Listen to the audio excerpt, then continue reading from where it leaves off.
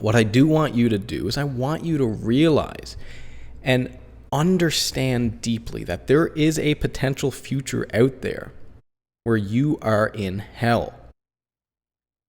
You really need to understand that. This is a possibility. This is a potential future. And more importantly, it's not even hard to get to, right? Because you might say to yourself, okay, well, I know people that are in hell, and I mean real world hell. They hate their lives. They're living horrible jobs. They're around horrible people that don't like them. I know people who are in hell, and they just made some really bad decisions in their life. It's like, well, no, that's not exactly how it works. I mean, I'm sure they've made some big bad decisions in their life, but that's not how people get to hell. People get to hell by ignoring all the little things. Like, I want you to realize how easy it is to have a horrible life. All you have to do is lay back and let life go on. All you have to do is not fight your natural tendencies. All you have to do is not try and strengthen your natural weaknesses, and life will take care of the rest, man. That's all you got to do. You just got to sit back and be your flawed self. And life will take care of the rest. Life will lead you directly into hell. It's so easy. Please understand that. It's so easy to find yourself in such a situation. I think it's Alice in Wonderland where there's that quote where she says, "In my kingdom, you have to sprint in place to stay in the same spot." And that's what life is like. If you just stand there, it's like a treadmill. It's just going to lead you all the way down to hell. You have to walk. You have to keep going. Because if you don't, that treadmill is going to lead you to hell. It's not hard. Getting to hell is easy. It's very, very easy. All you have to do is not go to the gym, not cook and eat healthy, order in cheap takeout every night, and bam, you're overweight in 5 years. Probably less. Again, people think that they know people that have horrible lives.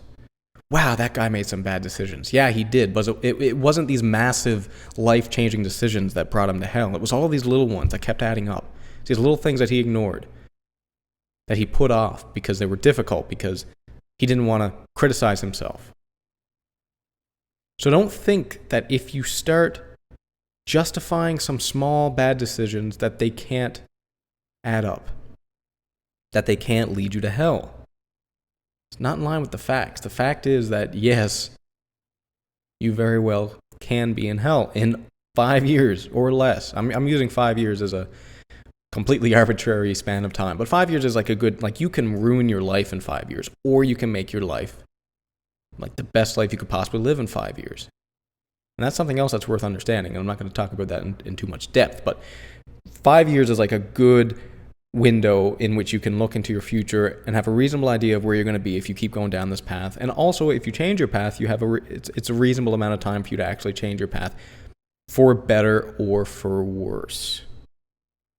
So you're feeling upset. You're all upset. Why? Why are you telling me about my horrible habits and how they're going to lead me to hell? Well, the whole purpose of this mentality is to steer you away from that hell. You see, fear can be useful, right, if it doesn't completely control your actions. We talk about how when you have an emotional response to something, you have to basically convert it into a logical response. And it's the same way, right? Because fear, for example, fear that you are going to go to hell, that is a fear. That is an emotional response. Now, you can't use that fear in a way to act irrationally. What you have to do is let that motivate you into acting rationally. It's like the Stoic practice of just letting the emotions wash over to you. Question why you are feeling that way. And the reason why you're feeling that way, the reason why you're scared is because you know it's true, because you know that you can have a horrible life in 5 years if you just sit back and be yourself